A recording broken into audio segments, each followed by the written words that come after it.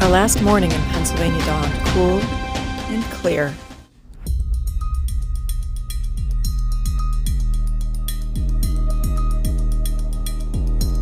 Bill soon had his coffee brewed and ready, and the French toast sizzling over the fire pit.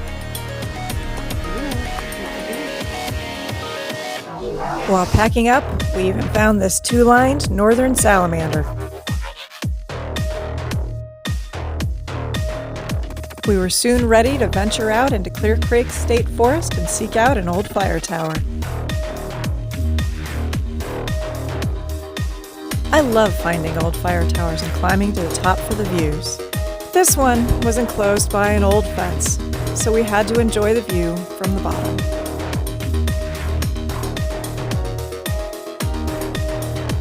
From there, it was only a short jaunt up the road to Beartown Rocks, where we could stop to enjoy the unique rock formations and the view. There are many ways to walk into Beartown Rocks. One is a moderate, almost 4-mile out-and-back trail that starts near the Clear Creek State Park office. Details of this trail can be found on the All Trails app. We took a much shorter stroll, a little less than a quarter of a mile round trip from a gravel parking area just off of Corbett Road. Beartown Rocks is described by the Pennsylvania Department of Conservation and Natural Resources as a rock city with a view.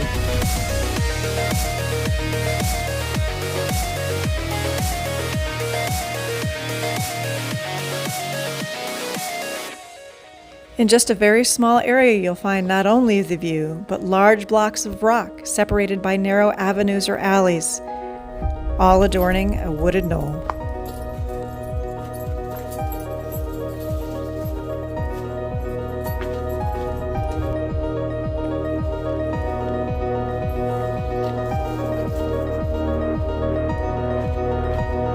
This is a beautiful, scenic, dog-friendly area where it's really easy to lose track of time as you walk amongst the large boulders, down those narrow avenues, and wonder at the trees as they hold on for dear life to the rock faces.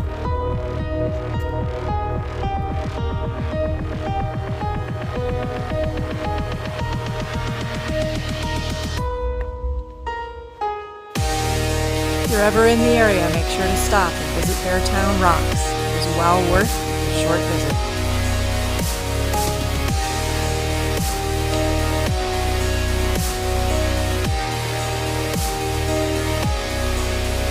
After not much time at all, we found ourselves turning back towards our Jeep so we could head onward on our journey.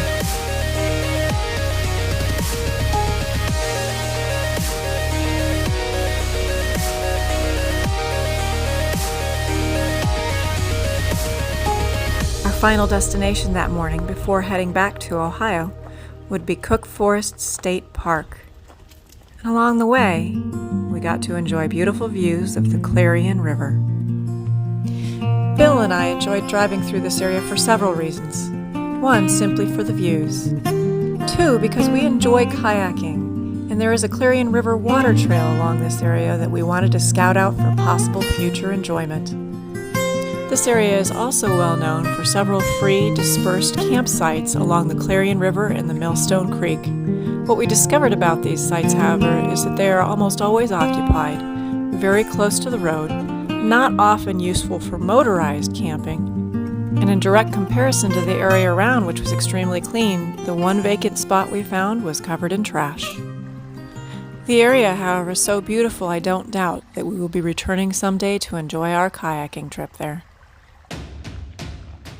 Today, however, we traveled onward into Cook Forest State Park, an area well known for vast stretches of beautiful forest.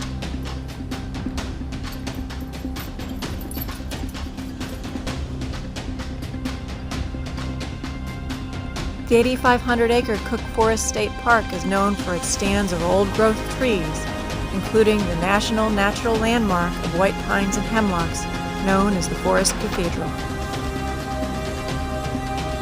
Cook Forest boasts over 47 miles of hiking trails. The forest is also home to a little over 4 miles of multi-use trail, which can be extended by a further 24 miles of multi-use trail that extends into the Clarion Riverlands.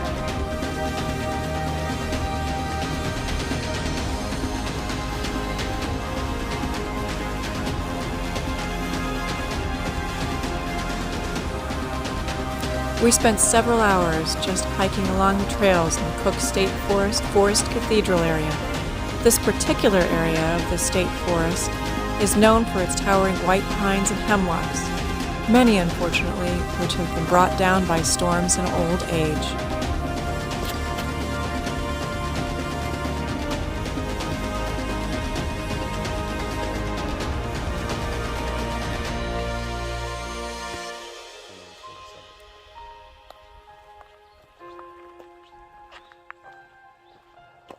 The Forest Cathedral area has 8 different marked trails through the forest.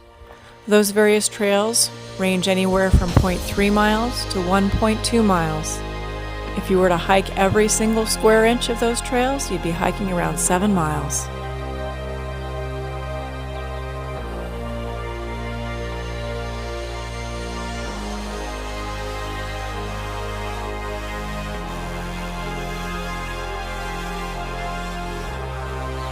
The 1.2-mile long Longfellow Trail is one of the most popular trails in this area. This trail passes by the Memorial Fountain and also passes the tallest known tree north of the Great Smoky Mountains, a 185-foot tall white pine.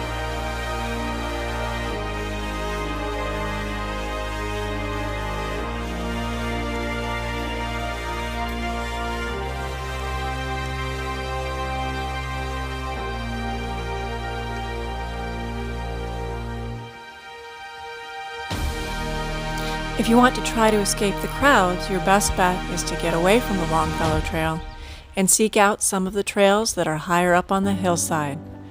Trails like this particular one, the Indian Trail, where the trail headed straight up the hillside.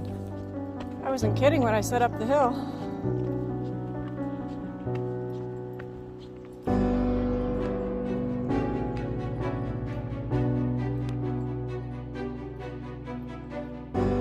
Although the Longfellow Trail is better known for the old-growth forest in the area, we found that the Indian Trail also had a lot of beautiful specimens of majestic, tall, old trees.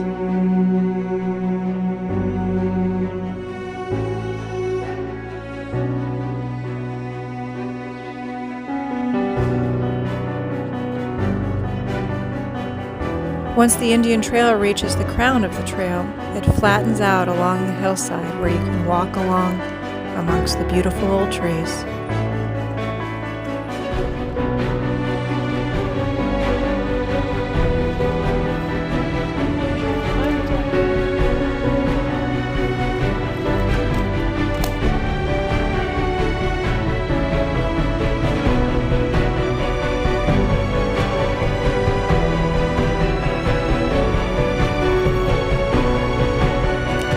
The Indian Trail eventually dead ends back into the top part of the Longfellow Trail, where you'll find this sign about a cyclonic event in the area.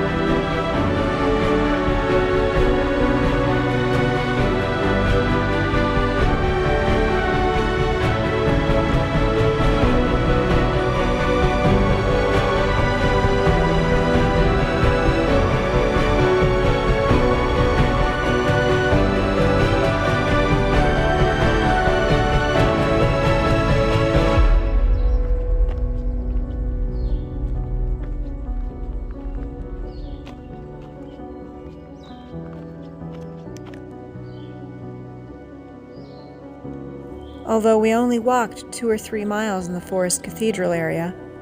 We spent several hours simply walking along these trails and enjoying the old trees. The majority of these old trees are no more than half a mile from the nearest parking lot.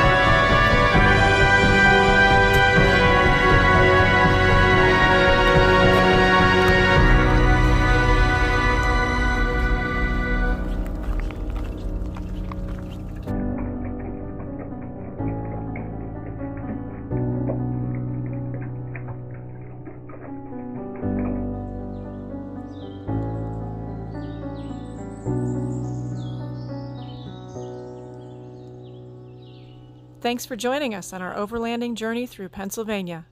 Make sure to join us next time when we head out for the wilds of Western Virginia.